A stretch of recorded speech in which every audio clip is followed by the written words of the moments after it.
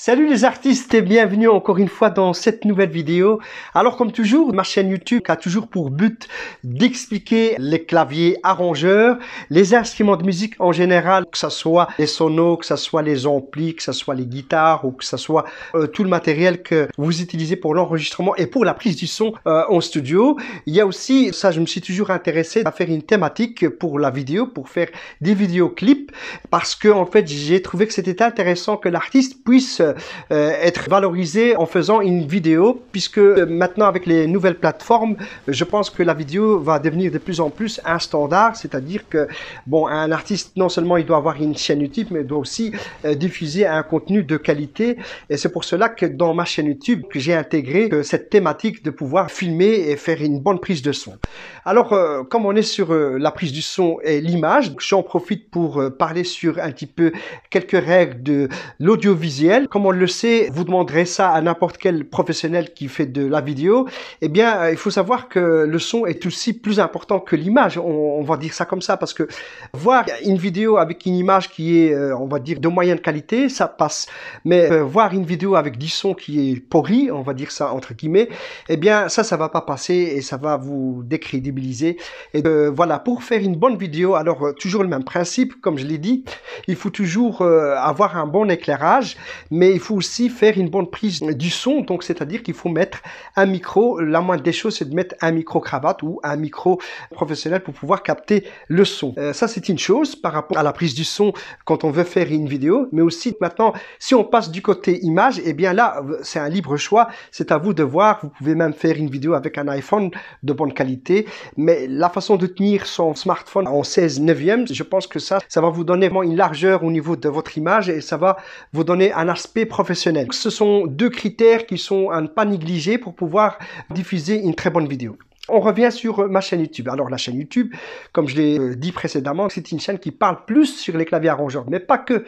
Je parle aussi sur la manière de diffuser le son, la manière de faire une prise de son. Et aussi, aujourd'hui, par exemple, j'ai eu l'occasion d'aller voir un magasin sur Antwerpen. Là, en fait, eh bien, j'ai dû voir le matériel et m'intéresser un petit peu à la nouvelle technologie.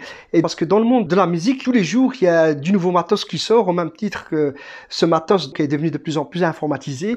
Et je pense que maintenant, augmenter sa compétence dans ce domaine, avoir des connaissances techniques et artistiques, ça devient de plus en plus important parce que j'ai beaucoup de commentaires sur ma chaîne YouTube. J'ai par exemple des artistes qui me disent, voilà, on a un home studio à la maison, mais on n'a pas un résultat qui est satisfaisant. Eh bien, il faut savoir aussi que quand vous êtes chez vous et quand vous faites de la musique et que vous avez un home studio, un studio entre guillemets d'enregistrement chez vous, eh bien, il y a tous des aspects qui vont être très importants. Par exemple, l'acoustique de l'endroit où vous êtes, ou la chambre, ou que sais-je moi, ou l'endroit où vous faites de la musique. Ça, c'est très important d'avoir un traitement acoustique de votre pièce ou de votre chambre dans laquelle vous avez fait ce studio d'enregistrement entre guillemets. Parce que ça, c'est très important lorsque vous voulez faire une prise de son correcte et avoir un rendu professionnel. Effectivement, ça ne sera pas vraiment une prise de son comme si on était dans un vrai studio d'enregistrement, parce que là c'est un petit peu différent, mais je pense que traiter le son local, je pense que vous allez faire une très bonne prise de son. Ça c'est une règle numéro 1, c'est d'abord traiter sa pièce avant de pouvoir faire une prise de son. Alors le deuxième aspect qui vient et qui est sans doute important après ce traitement, c'est avoir des très bons micros pour faire cette prise de son, parce que les prises de son, c'est très important de pouvoir faire un bon réglage de ce micro et surtout utiliser des micros de qualité. Si vous faites une prise de son pour les instruments, utilisez des micros qui sont dédiés pour l'instrument. Pour la voix, on va plus favoriser un micro statique parce qu'avec un micro statique, on peut aller très très loin dans les aigus, ce qui le différencie d'un micro dynamique qu'on utilisera plutôt sur une scène. Un très bon micro statique pour faire une prise de son, c'est très important. Ça, c'est mes conseils par rapport si vous êtes chez vous-même pour faire un enregistrement pour vous-même ou un enregistrement semi-professionnel puisque vous êtes dans un home studio. Alors, je vais clôturer cette vidéo en vous disant, si vous êtes intéressé par le contenu des studios d'enregistrement ou bien sur la prise de son ou bien des explications complémentaires sur le matériel que vous utilisez soit en studio soit aussi en live, parce que je rappelle que la chaîne parle aussi sur le matériel en live, par exemple comment faire une très bonne balance pour un concert, un festival. Donc là vous allez avoir des règles, avoir de la théorie qui va expliquer un petit peu comment placer les micros, comment on fait une très bonne balance et comment on interagit avec les artistes de scène. Ça c'est très important dans le milieu du spectacle vivant, d'avoir cette communication entre l'ingé son ou le technicien avec les les artistes, c'est très important. D'où cette chaîne parle de plusieurs thématiques en une seule, puisque tout se relie. Et je pense que c'est une chaîne qui va se développer dans le futur, avec vos commentaires, avec l'interaction que je peux avoir avec vous.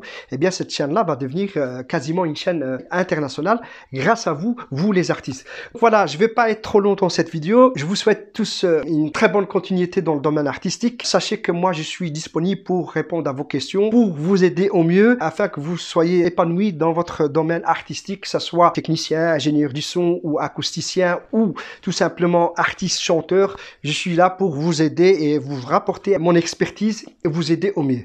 Voilà, je vous dis à très bientôt dans une prochaine vidéo.